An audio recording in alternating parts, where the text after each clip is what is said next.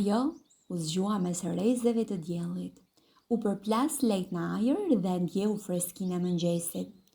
Qëndroi për një moment dhe mbylli syt. Ngriti kokën lart drejt qiellit të kaltër ku rejt e bardha shpërndaheshin lehtë dhe mori frym thellë. Çdo gjethë, çdo fije bari përshpëriste. Mirë se erdhe! Ajo buzëqeshi. I kishte munguar era e freskët, qielli i pastër pas shiut. Nga brenda saj thëriste me të madhe. Jam këtu! Por askush nuk e dëgjoi, madje as nuk do ta kuptonin që ishte ajo. Askush nuk e dinte saktësisht kur ishte larguar. Si një melodi që hesht papritur në mes të natës, ajo ishte zhdukur pa zhurmë. Zoi ishte gjithmonë i qeshur, me sy që rinin gjithmonë në kërkim të diçkaje më shumë. Por diku, në një vend kur koha nuk matet me orë, ajo dëgjoi një zë, një përshpëritje, një thirrje. Dhe kur zëri e thirri, ajo u zgjua, jo si vajzë, por si flutur. E lehtë, si fryma me krah shumë ngjyrës që ajo nisi të fluturonte drejt dritës. Nuk i dinte pse ishte kthyer në një flutur, por e ndjente që duhej të shkonte diku, se dikush diku ende e priste. Flutura nuk ishte udhërfyes, por krahët e saj e dinin rrugën. Era e mëngjesit e përkëdhelte butë, si dikur dora e nënës mbi ballin e saj. Ndonjëherë kujtimet nuk duhen parë me sy, ndihen në ajër. Kur mbërriti në shtëpi, një ndjesi e thellë ju përhap në trupin e vogël shumë ngjyrësh. Çetia ishte e njëjtë, dritarja në katin e sipër ende përplasi nga era. Edhe qershia në obor kishte lule si për ta pritur. Ul mbi degën më të lartë dhe qëndroi aty për pak. Kishte kaq shumë për të thënë, por asnjë fjalë për të folur. Ajo nuk ishte më vajza që vinte vrap drejt nënës me këpucët zhveshur dhe flokët e çrregullta nga era. Tani ishte flutur dhe shtëpia megjithëse kishte ndryshuar, nuk e njihte më. Në atë çast një vajzë e vogël doli në obor. Kishte syt si të saj, duart si të saj, por ishte tjetër njëri. Ajo ngriti kokën dhe pa fluturën. Flutura u ndal për një moment. Vajza buzëqeshi. Askush tjetër nuk i kishte parë. Flutura filloi të përplaste krahët shpejt. Ngjyrat e saj ishin më të bukura që Lili e vogël kishte parë ndonjëherë. Dhe se që kujtonin diçka. Ajo bënte rrotullime rreth kokës së vajzës, sikur Lili të ishte një lule e bukur që po e përshëndeste. Ej, qetëso, filloi Lili të qeshte dhe nisi dhe ajo të rrotulloi bashkë me fluturën. Sa e bukur që je, ngjyrat e tua më kujtojnë diçka, por... Dhe një heshtje e pushtoi papritur. Sikur, por ndaloi. Flutura shumë ngjyrshe i kujtoi motrën, që ajo nuk e kishte më. I kujtoi sa shumë i mungonte. Zemra e saj e vogël u mbush me mall. Flutura e kuptoi, e ndjeu, me butësi ndaloi mbi ballin e Lilit, sikur ta puthte. Pastaj zbriti lehtë mbi majën e gishtit tregues të vajzës së vogël dhe sytë e Lilit shkëlqyen nga një ndjenjë ngrohtësie dhe habie. Sikur ta njihje ato ti, asaj i pëlqenin shumë fluturat. Po të kishte parë, do të ishte hedhur për pjet nga gëzimi. Sa e bukur që je, moj flutur bukurosha. Por ajo u largua dhe nuk u kthye më. E di, ndonjëherë shikoj qiellin dhe flas me to, sikur të ishte një yll i vogël. I tregoj gjithçka që bëjmë në shtëpi. Na, Rubi hongri akletën time. Por, s'ja kam thënë mamit akoma, sepse ajo më ka premtuar që do të më blej një paltë reja. Mami, ta dish ti sa shumë i mungon ajo. Mami, mendoi flutura e vogël dhe kujtimet kaluan para syve si një film me metrazh të shkurtër. Zemra e saj e vogël u drodh. Sa shumë i kishte munguar ajo, sa shumë. Përplasi krahët e saj shumë ngjyrësh dhe ndjeu zemrën që u lërinte me zë që nuk dëgjohej. Mami, mami, mami! mund të ishte ajo vallë tani? Në kopësht, atje ku rinte gjithmonë në mëngjes, në atë cep ku lulet qelnin edhe në vjashtë, thua se e prisnin. Përplasi gratë me gjithë forcën e një shpirti që nuk pushon së dashuruari. Dhe ja ku ishte mami, mamushi i saj, ajo krijesë që ishte vetëm dashuri. Mami erdha, thiri flutura, jo me fjalë, po me gjithçka që e përfaqësonte. Nëna ngriti kokën.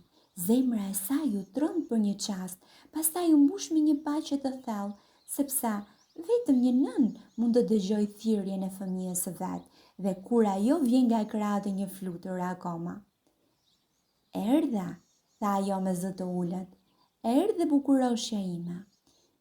Jo sepse e njohu me sy, por sepse e ndjehu me shpirt. Dhe kështu, të dyja qëndruan për një çast duke shijuar praninë e njëra tjetrës pa fjalë. Flutura bukuroshe filloi të kujtonte dashurinë që kishte ndjerë për mamin e saj, për këdheljet e buta, petullat që i bënte aq të shijshme, sa i lëpinte gishtat, ngrohtësinë e saj që e bënte gjithmonë të ndjehej e sigurt. Ah, mami, tha ajo me një ndjenjë faji të thellë. Sytë e saj të vegjël si xixa ishin trishtuar, duke i lodhur e menduar. Zemra e fluturës u drodh. Kujtimet i kaluan para syve si një film i shkurtër. Ishte një pasdite bjeshta. Pasi kishte nisur shkolla, mami i kishte thënë që duhej të mbaronte detyrat dhe të rregullonte dhomën e saj, por ajo nuk ishte pranuar dhe ishte inatosur fort. I urej të gjithë, nuk dua të jem më këtu. Do të doja të mos isha fare me ju, kishte bërtitur ajo me inat, pa i menduar fjalët që digjnin si prush. Mami qëndroi pa fjalë, e pikëlluar, por e vendosur që ajo të kuptonte rëndësinë e përgjegjësive të saj.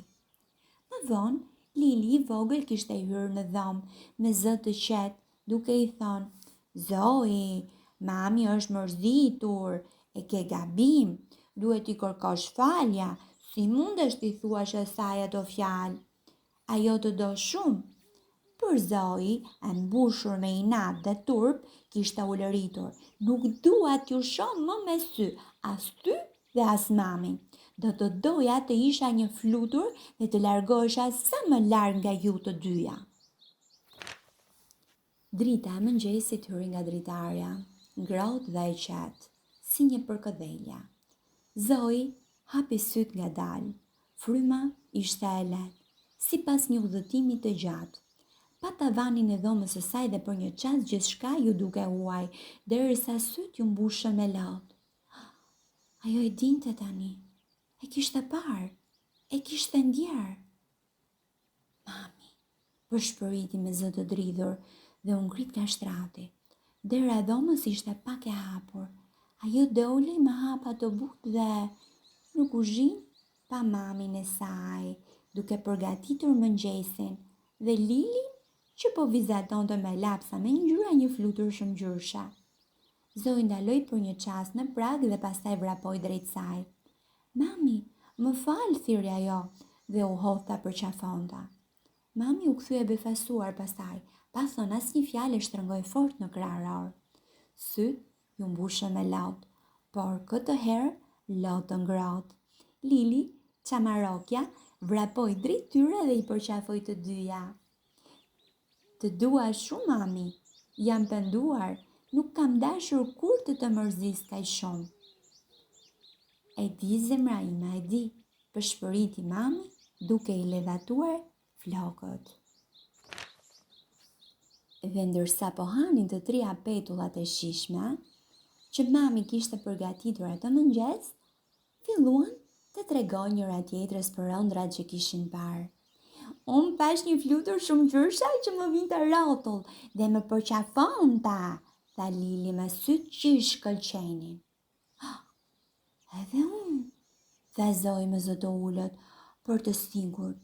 "Ishte si unë isha ajo flutura dhe ju të dyja ishit aty." Sa e çuditshme, shtoi mami me një buzëqeshje të lehtë. Edhe unë pash një flutur që më thëriste mami dhe më përqafoi me krahët e saj të butë dhe ngjyra të mrekullueshme.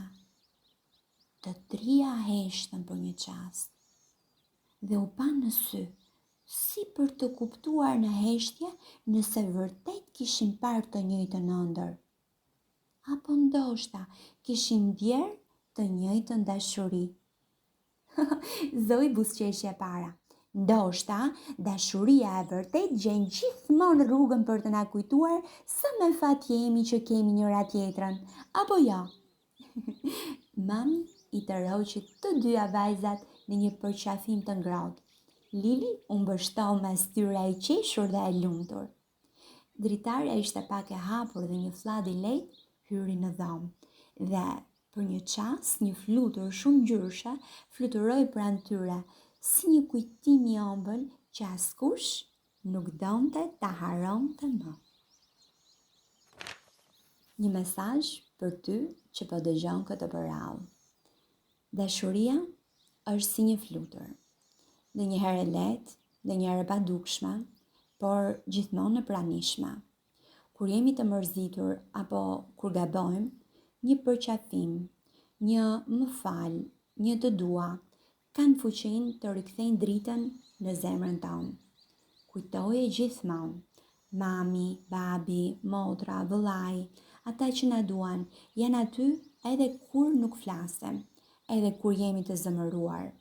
Dhe dashuria që ndahet, gjithmonë gjen rrugën dhe kthehet.